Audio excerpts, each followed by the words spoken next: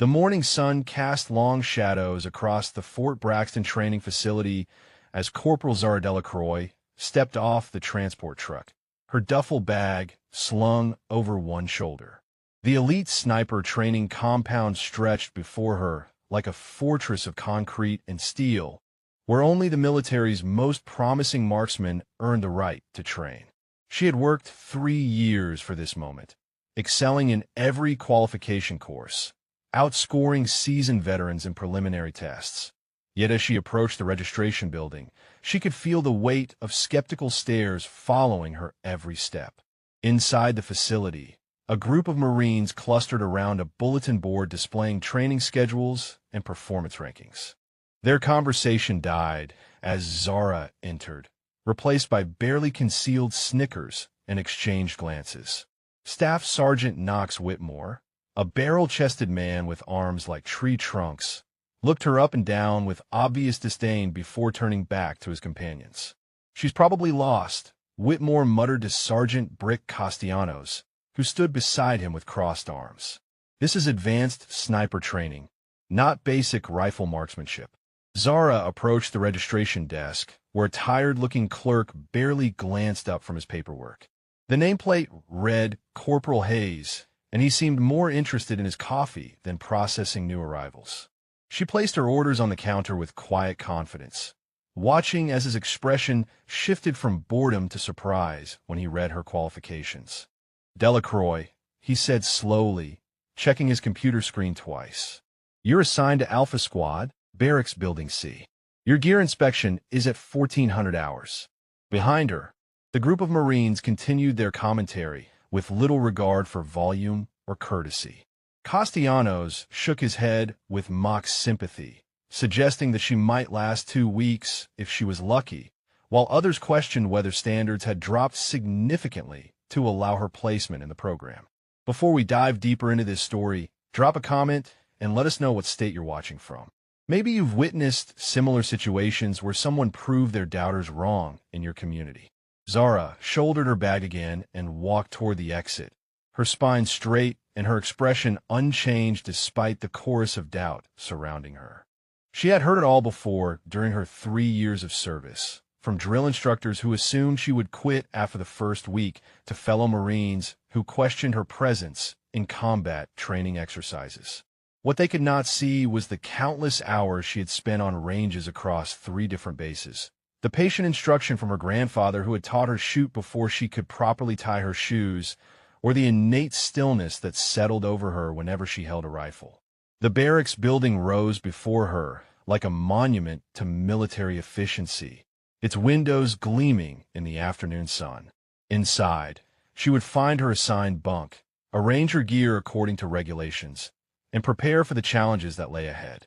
The whispers and sideways glances would continue, she knew, but they had never deterred her before, and they would not start now. The gear inspection proceeded with military precision, each piece of equipment scrutinized under the harsh fluorescent lights of the equipment bay. Master Sergeant Rourke Blackwood moved down the line of recruits like a predator evaluating prey, his weathered face revealing nothing as he examined rifles, scopes, and field gear. When he reached Zara, his inspection became noticeably more thorough, checking serial numbers twice and testing every adjustment mechanism on her rifle with deliberate slowness. "Your weapon maintenance is adequate," Blackwood said finally, his voice carrying the weight of decades in the service. "We shall see if your shooting matches your paperwork." The other recruits exchanged knowing looks as Blackwood moved on. Private First Class Dante Volkov, a lean Russian-American with pale eyes and a perpetual smirk, leaned toward his neighbor with barely concealed amusement. He suggested that adequate weapon maintenance might be her peak performance, while Lance Corporal Troy Ashford nodded in agreement, adding that the real challenges would separate the pretenders from the professionals. Following the inspection, the squad assembled in the briefing room where charts and diagrams covered every available wall surface. Blackwood stood before a large topographical map, his pointer tracing elevation markers and wind patterns with practiced expertise. The training schedule would push them through progressively difficult scenarios over the next 8 weeks, beginning with stationary targets at known distances and advancing to moving targets in adverse conditions. Sniper training is not about individual heroics, Blackwood announced, his gaze sweeping across the assembled Marines. It requires patience, discipline, and absolute precision under pressure. Those who cannot meet these standards will be reassigned to conventional infantry units. Zara absorbed every detail of the briefing, while her fellow trainees whispered among themselves about previous classes and failure rates. Whitmore mentioned that only 60% typically completed the program, while Castellanos shared stories about recruits who quit after the first week of sleep deprivation and stress testing. The conversation naturally excluded her, as if her presence was temporary and not worth acknowledging. After the briefing, the squad moved to the outdoor range where afternoon shadows stretched across the firing line. Each recruit received assigned firing positions with sandbags, shooting mats, and spotting scopes arranged in precise military order. The targets stood 400 meters downrange, their black silhouettes stark against the pale backdrop of the impact berm. Blackwood demonstrated proper shooting positions with fluid movements that spoke of decades behind a rifle. His explanation covered breathing techniques, trigger control, and the mental discipline required for consistent accuracy.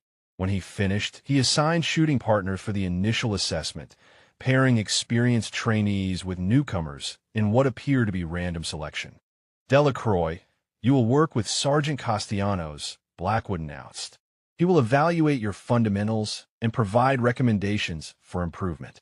Castellanos accepted the assignment with obvious reluctance, muttering under his breath about babysitting duties interfering with his own training schedule. As they walked toward their assigned firing position, he made it clear that he expected this partnership to be brief and one-sided, suggesting that she should pay attention carefully because he would not repeat instructions. The rifle felt familiar in her hands as she settled into the prone position, adjusting the bipod and checking her sight alignment with methodical precision. Castellanos positioned himself beside her with the spotting scope, his commentary already beginning before she had completed her setup. He questioned her grip, criticized her breathing pattern, and suggested that her shooting stance needed significant adjustment based on textbook standards. The first shot rang out across the range with sharp authority, followed immediately by the distinctive ping of metal striking the target downrange. Castellanos peered through his spotting scope with practiced efficiency, expecting to call out a miss or marginal hit that would confirm his assumptions about the new recruit beside him. Instead, his expression shifted to one of confusion as he studied the target through his optics. Center mass, he announced reluctantly, his voice carrying a note of surprise that he tried to mask with professional indifference. Wind correction was adequate. Zara cycled the bolt with smooth precision and settled back into her shooting position, her breathing steady and controlled despite the scrutiny from her spotter. The second shot followed within 15 seconds, then a third, each report echoing across the range with identical timing and rhythm. Through his scope, Castellanos watched 3 additional impacts cluster tightly around the first, forming a group that measured less than 2 inches across at 400 meters. The other firing positions fell silent as nearby shooters and their spotters took notice of the consistent accuracy coming from Zara's lane. Whitmore, positioned 2 spots down, lowered his rifle and strained to hear Castellanos calling out impact locations with increasing bewilderment. Even Volkov, typically absorbed in his own performance, glanced over with curiosity at the repeated announcements of center hits. Blackwood approached from behind, his boots crunching softly on the gravel as he positioned himself where he could observe both shooter and spotter. His weathered face remained impassive, but his eyes tracked every movement as Zara prepared for her next shot. The range had grown quiet except for the occasional bolt action from distant firing positions and the whisper of wind through the observation towers. "Continue your string," Blackwood instructed quietly, his presence adding weight to an already tense situation. The fourth shot broke with the same precise timing as its predecessors, followed immediately by Castellanos calling out another center hit in a voice that had lost most of its earlier condescension. Zara's movements remained unchanged, methodical and deliberate, as if the growing attention from instructors and fellow trainees was irrelevant to her task. She adjusted her position slightly to accommodate a shift in wind direction, a subtle movement that demonstrated awareness of environmental conditions without breaking her shooting rhythm. Private Ashford abandoned his own firing position and moved closer to observe, drawn by the consistent accuracy that defied his expectations. Other trainees began gravitating toward the commotion, their own shooting strings forgotten as they witnessed something that challenged their preconceived notions about the quiet recruit who had arrived that morning. The fifth shot completed Zara's initial assessment string with another center hit, creating a 5-shot group that measured under 2 inches at a distance where many experienced shooters struggled to achieve consistent accuracy. Castellanos lowered his spotting scope and stared at the target in silence, his earlier commentary about fundamentals and technique seeming suddenly inappropriate given the evidence downrange.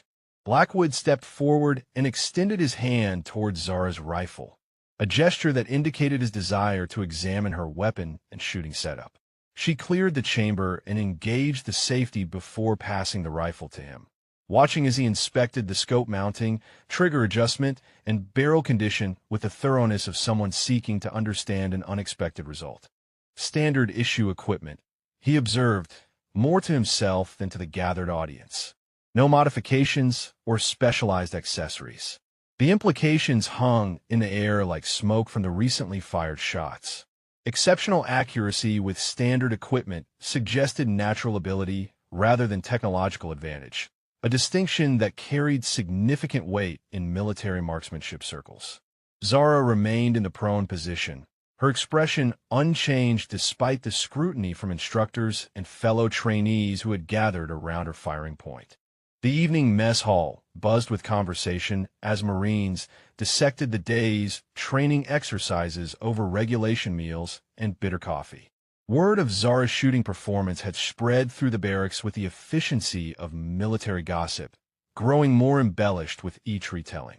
Some claimed she had achieved perfect scores on every target, while others suggested that favorable wind conditions had contributed to her success. Whitmore occupied his usual position at the center of a table surrounded by veteran trainees, his voice carrying across the dining area as he offered his analysis of the afternoon's events. He suggested that beginner's luck could produce exceptional results under ideal conditions, but that real sniper training would expose any fundamental weaknesses in technique or mental preparation. His audience nodded in agreement, eager to align themselves with his assessment. She probably spent weeks practicing on that exact range before arriving here, Volkov added between bites of his meal. Some people researched the training facility and memorized the standard distances and conditions. Castellanos remained unusually quiet during the discussion, occasionally glancing toward the corner table where Zara sat alone with her dinner and a technical manual about advanced ballistics. His earlier confidence about her limitations had been shaken by the afternoon's demonstration, but he was reluctant to admit that his assessment might have been premature or influenced by bias. The next morning brought overcast skies and a crosswind that complicated shooting conditions for the second day of assessment. Blackwood assembled the squad at a different range where targets had been positioned at varying distances from 300 to 600 meters, some partially concealed behind vegetation and terrain features. The exercise would test their ability to estimate range, compensate for wind, and engage multiple targets under time pressure. Today we evaluate your adaptability under changing conditions, Blackwood announced as he distributed range cards and shooting schedules. Each shooter will engage 5 targets in sequence, with 60 seconds maximum per engagement. Your spotter will assist with range estimation and wind calls, but ultimate responsibility for hits rests with the shooter. The morning progressed with mixed results as experienced shooters struggled with a gusty crosswind and challenging target placement. Several veterans achieved 3 hits out of 5 possible, while others managed only 2 successful engagements. The concealed targets proved particularly difficult, requiring careful observation and precise shot placement to achieve scoring hits. When Zara's turn arrived, Castellanos resumed his position as spotter with noticeably less commentary than the previous day. He provided range estimates and wind readings in a professional manner, his earlier condescension replaced by cautious cooperation. Other trainees gathered behind the firing line to observe, some hoping to witness a failure that would restore their sense of a natural order. The first target stood at 450 meters, partially masked by a wooden barrier that exposed only the upper portion of the silhouette. Zara studied the target through her scope for several seconds, accounting for the crosswind and elevation difference before settling into her shooting position. Her first shot struck the visible portion of the target with sufficient accuracy to earn a scoring hit. "Hit," confirmed Castellanos through his spotting scope, his voice carrying professional acknowledgement rather than surprise. The second target presented a more complex challenge at 520 meters, positioned on elevated ground with natural vegetation providing partial concealment. The crosswind had intensified since the first engagement, requiring significant windage correction to achieve accurate shot placement. Zara adjusted her scope settings and recalculated her hold, taking additional time to ensure proper compensation for the changing conditions. Her second shot connected cleanly with the target despite the challenging distance and wind conditions, prompting murmurs of appreciation from the observing trainees. Even Volkov, who had been most vocal about attributing her previous success to luck, watched with growing interest as she prepared for the third engagement. The third target waited at maximum range, 600 meters across broken terrain that included elevation changes and natural wind barriers created by scattered trees and rock formations. Zara studied the intervening ground through her scope, noting how the wind flags positioned at various distances showed different directional patterns that would affect bullet trajectory throughout its flight path. The complexity of the shot demanded precise calculations and intimate understanding of external ballistics. Castellanos provided his range estimate and initial wind reading, but remained silent as Zara made her own observations and adjustments. She had begun to demonstrate an intuitive grasp of environmental conditions that exceeded textbook knowledge, reading subtle signs in vegetation movement and atmospheric disturbance that indicated changing wind patterns between shooter and target. The shot broke cleanly after nearly 40 seconds of preparation, a deliberate pace that contrasted sharply with the rushed attempts of previous shooters. Through his spotting scope, Castellanos tracked the bullet's path and watched it strike the distant target with authority that left no doubt about the impact location. "Solid hit at 600, he announced, his professional demeanor now tinged with something approaching respect. Behind the firing line, the gathered trainees fell silent as they processed what they had witnessed. 3 consecutive hits under challenging conditions represented performance that many seasoned snipers would struggle to achieve, yet Zara continued her preparation for the fourth target with the same methodical approach she had displayed from the beginning. Ashford leaned toward Whitmore and whispered that perhaps their initial assessment had been hasty, while Volkov studied Zara's shooting position with newfound attention to detail. The casual dismissal that had characterized their earlier conversations was giving way to grudging acknowledgement that something exceptional was unfolding before them. The fourth target presented unique challenges at 400 meters, positioned behind partial cover that required precise shot placement to achieve a scoring hit. Additionally, the target was angled to present a reduced silhouette, demanding exact range estimation and careful consideration of the impact angle. Many previous shooters had missed this target entirely, while others had achieved marginal hits that barely qualified for scoring. Zara's preparation for this engagement took nearly the full 60 seconds allowed, as she calculated the complex geometry involved in engaging an angled target behind partial cover. Her shooting position required slight adjustment to achieve the proper sight alignment, as she made several minor corrections to her scope settings before settling into her final firing position. The fourth shot resulted in another clean hit, prompting an involuntary expression of amazement from one of the observing Marines before he caught himself and returned to silent observation. Blackwood, who had been taking notes throughout the exercise, paused in his writing to study Zara more carefully, his weathered features revealing nothing but heightened attention. The final target stood at 350 meters, seemingly the easiest of the 5 engagements, but positioned in a location where swirling winds created unpredictable conditions. Previous shooters have been surprised by sudden wind shifts that pushed their bullets wide of the target area, and several had expended multiple shots before achieving hits or running out of time. As Zara prepared for her final engagement, the assembled group fell completely silent. The morning's exercise had evolved from routine assessment to something approaching a demonstration of exceptional marksmanship skills. Even veteran trainees who had arrived with years of shooting experience found themselves observing techniques and approaches that challenged their understanding of precision shooting. She fired her 5th and final shot with the same deliberate precision that had characterized the entire string, achieving another center hit that completed a perfect 5.45 performance under conditions that had challenged every other shooter. The silence that followed was broken only by the distant sound of wind through the observation towers and the metallic click of Zara engaging her rifle safety.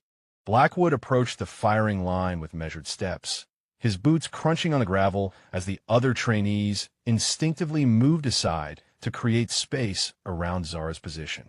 The morning's exercise had produced results that demanded closer examination, and his decades of experience had taught him to recognize exceptional ability when confronted with undeniable evidence. He extended his hand toward her rifle once again, this time with obvious respect rather than skeptical curiosity. "Outstanding performance, Corporal Delacroix," he said as he examined her weapon setup with renewed interest. 5 for 5 under these conditions represents marksmanship that exceeds standard expectations for this stage of training. The gathered Marines absorbed this official acknowledgement with varying degrees of surprise and reluctant acceptance. Whitmore's expression had shifted from confident dismissal to confused reevaluation, while Ashford studied Zara with the intensity of someone trying to understand a puzzle that defied logical explanation. Even Volkov, who had been most vocal about attributing her success to luck, now watched her equipment handling with obvious attention to detail. Following the morning exercise, the squad assembled for tactical movement training that would test their ability to advance through varied terrain while maintaining stealth and readiness. The course stretched across 2 kilometers of wooded hills interspersed with open meadows and rocky outcroppings that provided both concealment opportunities and observation challenges. Each Marine would navigate the route individually, while instructors evaluated their fieldcraft and tactical awareness. Camouflage and concealment are fundamental skills that separate professional snipers from conventional marksmen, Blackwood explained as he demonstrated proper use of natural vegetation and terrain features. Your ability to remain undetected often determines mission success more than shooting accuracy. The training emphasized patience and deliberate movement, qualities that many aggressive Marines found difficult to master after years of direct action and rapid assault tactics. Previous groups had struggled with the transition from conventional infantry approaches to the methodical precision required for sniper operations, and several promising shooters have been eliminated during this phase of training. Zara accepted her turn through the tactical course with the same quiet confidence she had displayed during shooting exercises. Her movement through the initial wooded section demonstrated natural understanding of concealment principles, using shadows and vegetation to mask her advance while maintaining steady progress toward designated waypoints. Instructors positioned at observation points struggled to track her movement despite knowing her approximate location. Halfway through the course, she encountered a section that required crossing an open meadow under the observation of hidden evaluators equipped with high-powered optics. Most trainees approached this challenge with obvious anxiety, knowing that detection would result in immediate course failure and possible elimination from the program. The meadow stretched nearly 300 meters with minimal cover except for scattered rocks and slight depressions in the terrain. Zara studied the open ground for several minutes before beginning her crossing, identifying a route that utilized every available piece of concealment while minimizing exposure time between cover positions. Her movement across the meadow resembled a choreographed dance between visibility and concealment, each advance calculated to exploit dead space and visual obstacles that rendered her nearly invisible to distant observers. The final section of the course included a simulated observation post, where trainees were required to establish concealed positions and maintain surveillance of designated target areas for extended periods. This exercise tested both fieldcraft skills and mental discipline, as maintaining focus and alertness over hours of motionless observation challenged even experienced soldiers. From her concealed position among thick undergrowth, Zara demonstrated the same methodical patience that characterized her shooting performance. She established fields of view that covered assigned sectors while remaining virtually invisible to instructors who moved through the area conducting counter-surveillance operations. Her position was so well concealed that 2 evaluators passed within meters of her location without detecting her presence. When the exercise concluded after 4 hours of continuous observation, Blackwood personally inspected each trainee's position to evaluate their concealment, effectiveness, and tactical placement. Most positions showed obvious signs of occupancy and would have been detected by competent enemy forces, while others demonstrated good concealment, but poor fields of view that limited their tactical value. The third week of training brought advanced stress scenarios designed to test performance under extreme pressure and fatigue. Sleep deprivation, physical exhaustion, and psychological stress were systematically introduced to evaluate each trainee's ability to maintain precision and decision-making capability when operating at the limits of human endurance. Many promising candidates have been eliminated during this phase of previous training cycles, unable to maintain standards when their bodies and minds were pushed beyond normal limits. Blackwood briefed the remaining squad members in the pre-dawn darkness of the briefing room, his voice carrying the weight of impending challenges that would separate elite performers from those destined for conventional assignments. The exercises would combine complex shooting scenarios with physical obstacles, time pressure, and deliberate distractions designed to replicate combat conditions where perfect performance was required despite overwhelming stress. Real sniper operations often occur after days of movement and observation under hostile conditions, he explained while pointing to a detailed training schedule. Your ability to deliver precise fire when exhausted and under pressure determines your value to operational units. The first stress exercise began at 0400 hours with a forced march across 15 kilometers of rough terrain while carrying full combat loads that included weapons, ammunition, and survival equipment. The route included steep hills, stream crossings, and dense vegetation that slowed progress and drained energy reserves. Trainees were required to maintain specific time standards while preserving equipment and arriving ready for immediate shooting exercises. Zara completed the march within the required time frame, her breathing steady and controlled despite the demanding pace and challenging terrain. While other trainees showed obvious signs of fatigue and strain, she appeared relatively unaffected by the physical demands and began preparing her shooting position with the same methodical approach she had displayed during previous exercises. The shooting scenario that followed the forced march required engaging multiple targets at varying distances while wearing full combat gear and breathing hard from recent exertion. Heart rates elevated by physical stress made precise shooting significantly more difficult, as increased pulse rates transmitted tremors through the rifle and affected sight alignment. Most trainees struggled to achieve their normal accuracy standards under these conditions. Despite the physical stress and elevated heart rate from the forced march, Zara's shooting performance remained virtually unchanged from her previous demonstrations. Her shots continued to group tightly on target, suggesting an ability to control physiological responses that typically degraded shooting performance. Other trainees watched with growing amazement as she maintained standards that they found difficult to achieve under ideal conditions. The second day of stress testing introduced sleep deprivation as an additional challenge, limiting rest to 3 hours over a 24-hour period while conducting continuous training exercises. The combination of physical exhaustion and mental fatigue created conditions that challenged basic cognitive function, yet trainees were expected to maintain complex decision-making and precise motor control throughout the extended exercise. Whitmore began showing obvious signs of fatigue after 18 hours of continuous operation. His shooting accuracy, declining noticeably as exhaustion affected his ability to maintain steady positions and consistent breathing patterns. Castellanos fared somewhat better, but still demonstrated degraded performance compared to his baseline capabilities under rested conditions. Volkov attempted to maintain his normal shooting rhythm, but found himself making fundamental errors in range estimation and wind compensation that resulted in missed targets and frustrated muttering. The stress was clearly affecting his mental processing speed and attention to detail, critical factors in precision marksmanship that could not be maintained through willpower alone. Throughout the extended exercise, Zara continued performing at levels that defied logical explanation given the accumulated stress and fatigue affecting every other trainee. Her movements remained controlled and deliberate, her shooting accuracy unchanged, and her tactical awareness apparently undiminished by the demanding conditions that were breaking down the performance of seasoned Marines around her.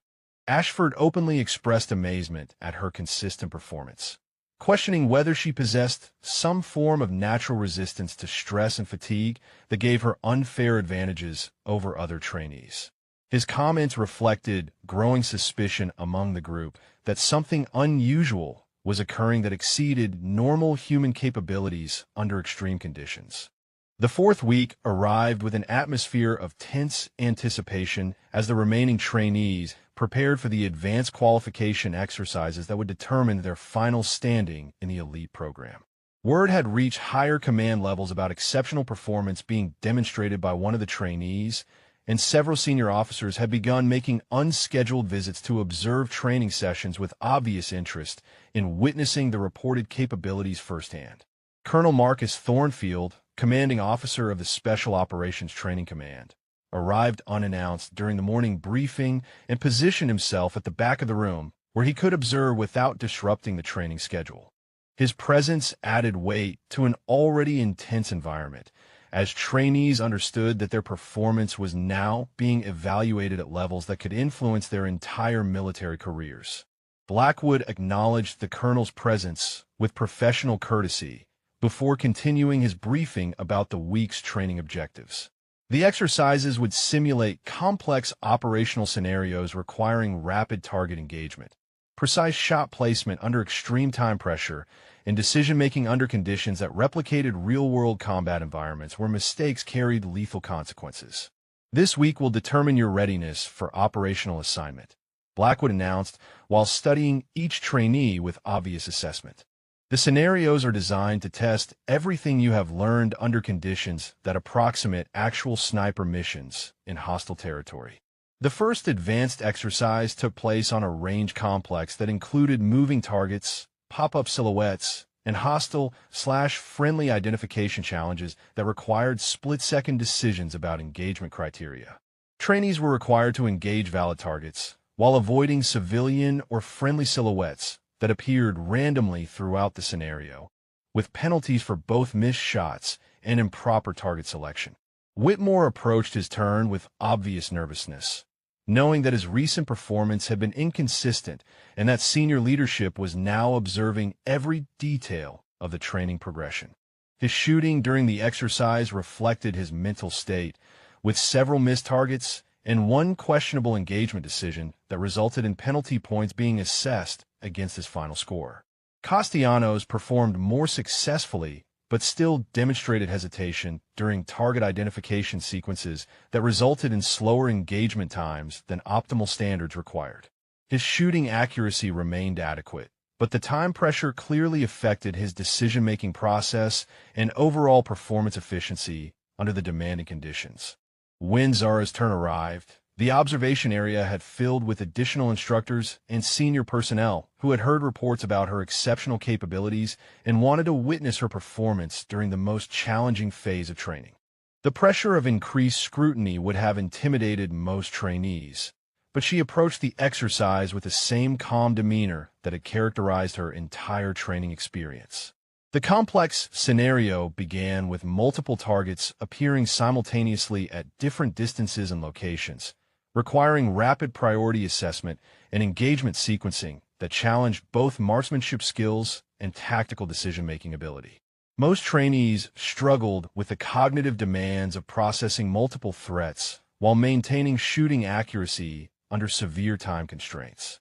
Zara engaged the first target within seconds of its appearance, achieving a center hit before transitioning smoothly to a second target at a different range and elevation. Her movements flowed with mechanical precision as she worked through the engagement sequence, each shot carefully placed despite the demanding pace required by the exercise parameters.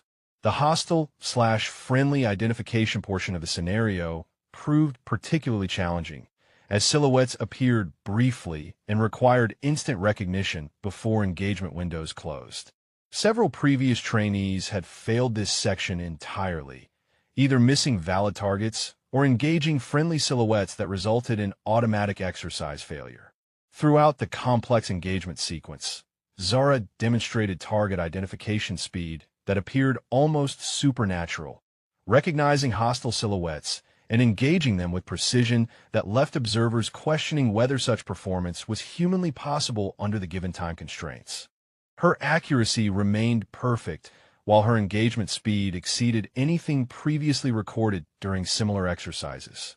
Colonel Thornfield leaned forward in his observation position, his expression shifting from casual interest to intense focus as he witnessed performance that challenged his understanding of human capabilities under stress. Behind him, other senior officers exchanged glances that reflected their shared amazement at what they were observing on the training range. The atmosphere in the barracks had shifted dramatically from casual dismissal to wary respect, mixed with growing suspicion about the true nature of Zara's capabilities.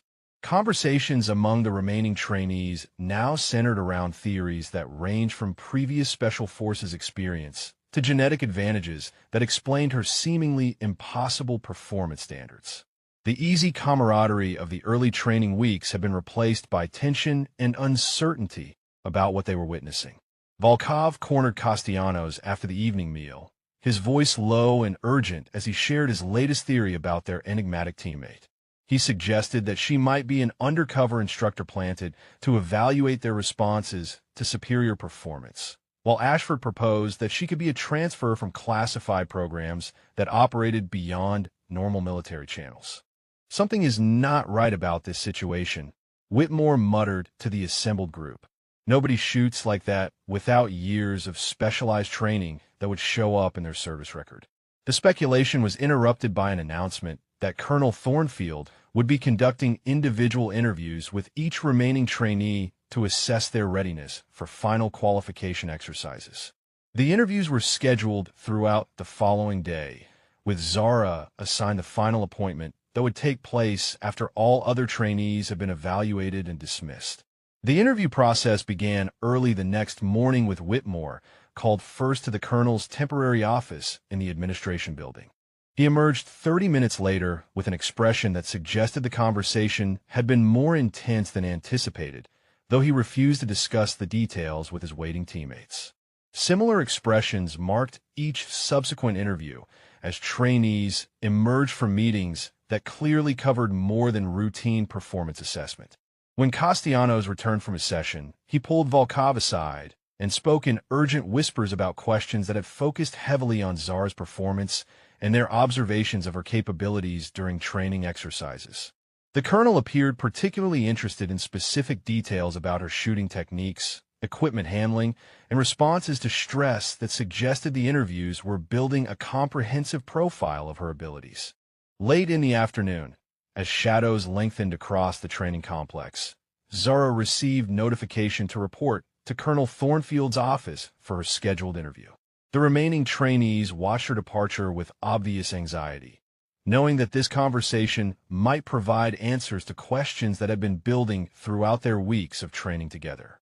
The colonel's office had been arranged with military precision, maps and commendation certificates covering the walls, while his desk displayed a career's worth of awards and mementos from various assignments around the world.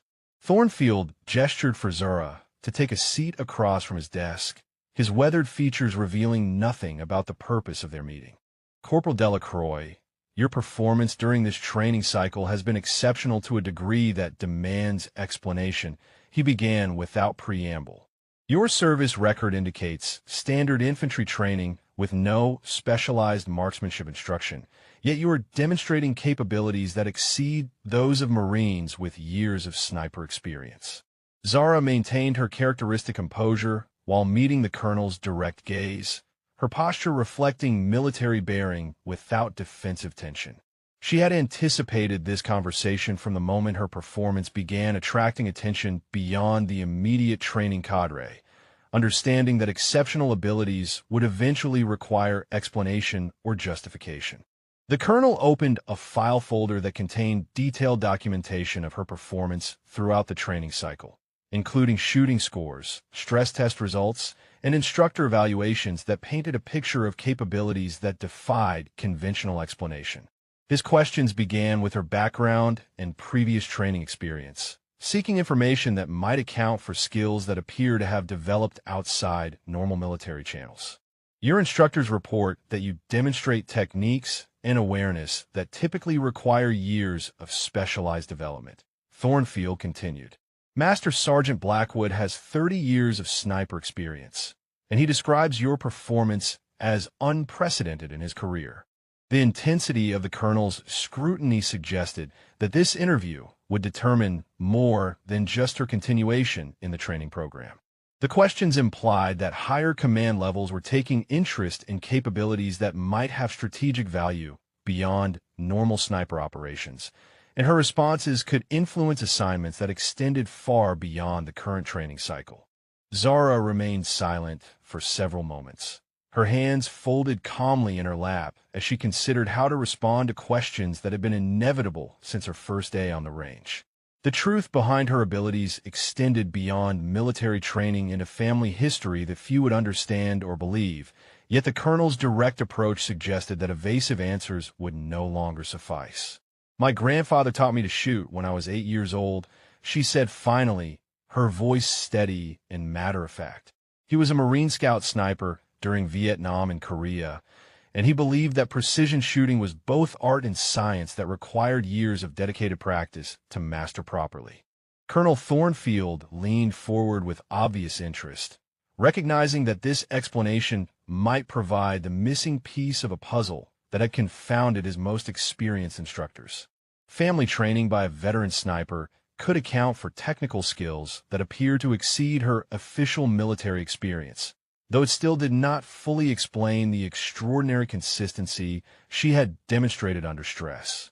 Your grandfather's name and service record, the colonel requested, his pen poised above a notepad as he prepared to verify the information through official channels.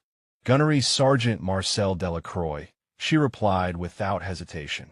He served 3 tours in Vietnam with 1st Marine Division and participated in the Chosin Reservoir Campaign during Korea. He received the Silver Star for actions during the siege of Khe Sanh. The colonel made careful notes while processing this information, understanding that a legendary Marine sniper could indeed have passed along skills and knowledge that exceeded conventional training methods. The Delacroix name carried weight in Marine Corps history, and Marcel Delacroix's reputation for precision shooting had become part of sniper lore among those familiar with Corps traditions. He spent 15 years training me every weekend and summer break. Zara continued, her tone carrying quiet pride in the family legacy she represented. He taught me that precision shooting was about more than technique, that it required mental discipline and emotional control that took years to develop properly. The explanation began to provide context for capabilities that had seemed almost supernatural to observers unfamiliar with the intensive private training that could occur outside official military channels. A decorated veteran with decades of experience could indeed produce a student whose abilities exceeded those of conventionally trained Marines, especially if that training began during childhood and continued for years. Thornfield closed the file folder and studied Zara with renewed understanding, recognizing that he was in the presence of someone who represented a direct link to Marine Corps sniper traditions that extended back to legendary conflicts. The performance that had amazed his instructors now made sense as the product of specialized family training that began early and continued consistently over many years. This information changes the context of your performance significantly, he acknowledged. However, it also raises questions about your potential assignment and the best utilization of capabilities that clearly exceed standard sniper training objectives. The colonel's statement carried implications that extended beyond the current training program into career paths that might involve specialized units or classified operations requiring exceptional marksmanship skills. Zara understood that her family legacy had opened doors that could lead to assignments far removed from conventional military service. Tomorrow morning, you will participate in a final demonstration exercise that has been designed specifically to showcase your capabilities for senior command evaluation, Thornfield announced. Several general officers will be present to observe performance that could influence decisions about your future assignment and career development. The weight of this announcement settled over the conversation like a physical presence, as Zara realized that her training cycle was culminating in an event that would determine not just her graduation from the program, but potentially the entire trajectory of her military career. The demonstration would be more than a test. It would be a showcase for capabilities that had attracted attention at the highest levels of command. The exercise parameters will be provided tomorrow morning, but I can tell you that it will test the full range of skills you have demonstrated during training under conditions that replicate operational requirements, the colonel continued. Your performance will be evaluated by personnel who understand the strategic value of exceptional marksmanship capabilities. The final morning arrived under clear skies that provided perfect visibility across the expansive range complex where the demonstration exercise had been carefully orchestrated for maximum impact. Senior command personnel began arriving before dawn, their vehicles forming an impressive convoy that stretched along the access road leading to the observation area. The gravity of the situation was evident in the meticulous preparation and the level of attention focused on a single trainee's performance.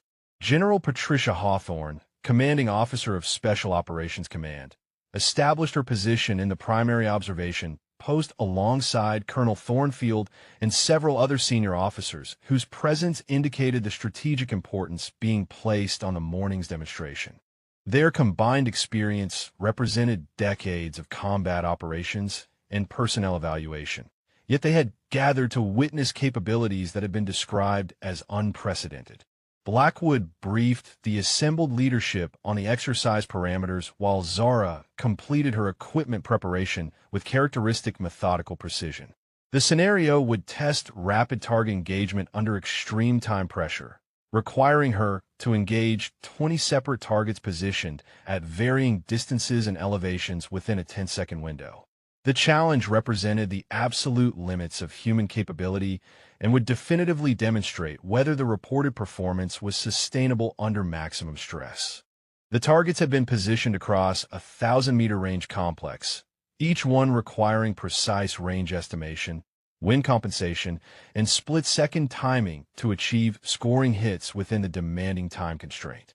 Previous attempts by experienced snipers to complete similar challenges had resulted in 3 to 5 successful engagements at most, making 20 hits within 10 seconds a theoretical impossibility according to conventional understanding.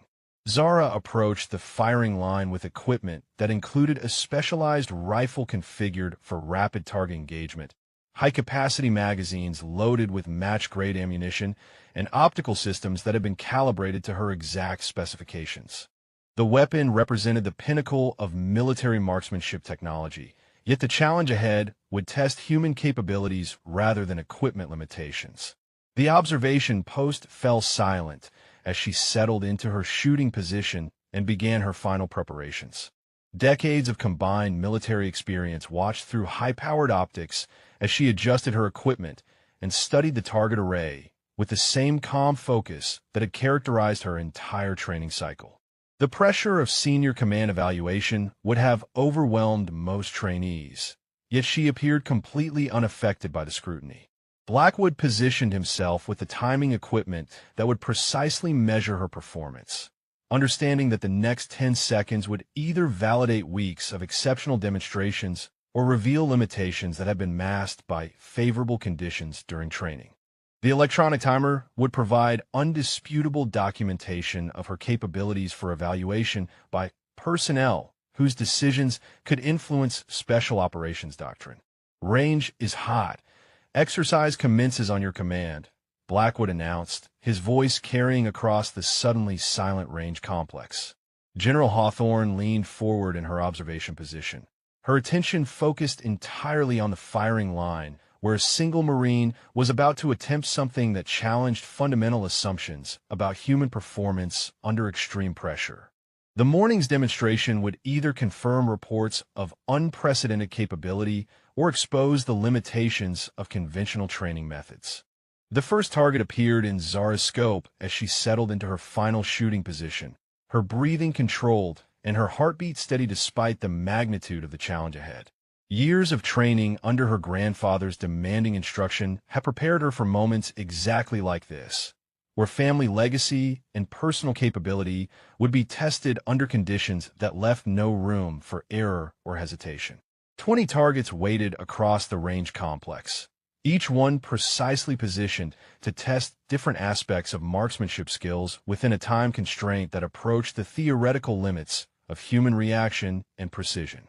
The next 10 seconds would demonstrate whether the Delacroix family tradition of exceptional marksmanship could transcend normal human limitations when combined with perfect training and unwavering mental discipline. The electronic timer waited for her command to begin, its digital display ready to document performance that would either enter Marine Corps legend or reveal the boundaries of individual capability under ultimate pressure. Execute, Zara commanded quietly, and the electronic timer began its 10-second countdown as she engaged the first target with fluid precision that seemed to blur the line between human capability and mechanical perfection. Her rifle spoke with rhythmic authority as she transitioned between targets with movements so smooth they appeared choreographed, each shot carefully placed despite the incredible speed required to complete the challenge. The first 5 targets fell within 2 seconds, their impact indicators confirming center hits at distances ranging from 300 to 700 meters. Zara's shooting position remained rock-steady as she worked through the engagement sequence, her breathing controlled and her movements economical despite the demanding pace that would have overwhelmed less experienced marksmen. Through their observation optics, the assembled senior officers watched in stunned silence as target after target registered clean hits with timing that defied their understanding of human limitations under pressure. General Hawthorne found herself counting impacts aloud as the demonstration continued, her voice barely audible above the steady rhythm of precisely placed shots. 10 targets down in 5 seconds, she whispered to Colonel Thornfield, her tone carrying amazement that reflected the shared disbelief of everyone witnessing the unprecedented display of marksmanship skills. Zara continued through the sequence without pause, her rifle cycling with mechanical precision as she engaged targets at maximum range and challenging angles that would have required careful calculation under normal conditions. Yet she appeared to process range estimation and wind compensation instantaneously, her shots connecting with authority that left no doubt about her complete mastery of precision shooting principles. The final 5 targets represented the most challenging portion of the exercise, positioned at extreme distances and partially concealed behind terrain features that demanded perfect shot placement to achieve scoring hits. Most experienced snipers would have required minutes to properly engage these targets. Yet Zara processed each challenge and delivered accurate fire within fractions of seconds. 20 targets down, Blackwood announced as the electronic timer reached exactly 10 seconds and the final shot echoed across the range complex. All hits confirmed at center mass. The observation post erupted in spontaneous applause as senior officers processed what they had witnessed, their professional composure giving way to genuine amazement at performance that redefined their understanding of human capability under extreme conditions. General Hawthorne stood and began walking toward the firing line, her expression reflecting the recognition that she had witnessed something that would influence special operations doctrine for years to come. Zara cleared her rifle and engaged the safety before rising from her shooting position, her demeanor unchanged despite having just completed a demonstration that challenged fundamental assumptions about marksmanship limitations. The same calm confidence that had characterized her entire training cycle remained evident as she awaited the assessment of senior leadership whose decisions would determine her future assignment. "Extraordinary performance," Corporal Delacroix, General Hawthorne said as she approached the firing line. "Your capabilities represent a strategic asset that requires careful consideration regarding optimal utilization and career development." The other trainees who had gathered to witness the demonstration stood in respectful silence, their earlier skepticism completely replaced by recognition of abilities that exceeded anything they had imagined possible. Whitmore, Castellanos, Volkov, and Ashford now understood that they had been training alongside someone whose skills represented the absolute pinnacle of military marksmanship traditions. The Delacroix name will be added to the honor roll of legendary Marine snipers, Colonel Thornfield announced to the assembled group. This performance establishes a new standard for precision shooting that will influence training doctrine and operational planning at the highest levels of command. As the morning sun climbed higher above the range complex, Zara accepted congratulations from instructors and fellow trainees who had witnessed a demonstration that would become part of Marine Corps history. The quiet recruit who had arrived weeks earlier amid skepticism and dismissal had proven that family legacy, dedicated training, and unwavering mental discipline could produce capabilities that transcended normal human limitations. If this story moved you, drop a comment about what resonated most with you, or share if you've witnessed similar courage and hidden strength revealed under pressure in your own life. The legacy of excellence continues through those who refuse to accept limitations and prove that extraordinary achievement is possible when talent meets opportunity.